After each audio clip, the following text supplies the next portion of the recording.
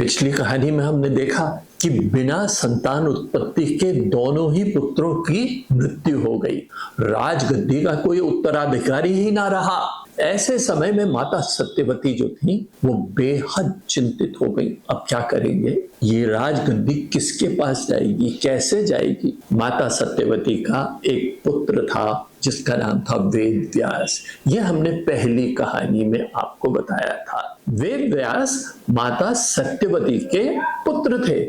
इस तरह उनका संबंध विचित्रवीर्य से भाई का बना। धर्मानुसार भाई के द्वारा संतान उत्पत्ति का प्रावधान था। भीष्म पितामह ने सुझाव दिया कि क्यों ना वेद व्यास को बुलाया जाए और उनसे कहा जाए कि वो संतान उत्पत्ति में सहायक बने। वेद व्यास को बुलाया गया। वेद व्यास तपस्वी थे, बड़ी बड़ी जटाएं, शरीर पे भभूति भयानक लगते थे। जब वेद व्यास अंबिका के शयन कक्ष में पहुंचे तो अंबिका भयभीत हो गई, डर गई। उन्होंने अपनी आंखें बंद कर ली।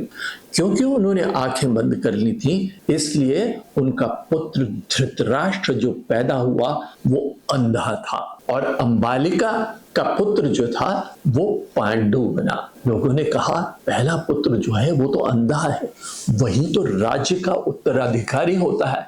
इसलिए अंबिका से कहा गया कि वेद व्यास आपके कक्ष में दोबारा आएंगे, इस बार आप आंखें न बंद करना। मगर अंबिका भयभीत थी और उन्होंने दासी को भेज दिया अपने कक्ष में। दासी के भी एक पुत्र हो गया, उसका नाम था विदुर।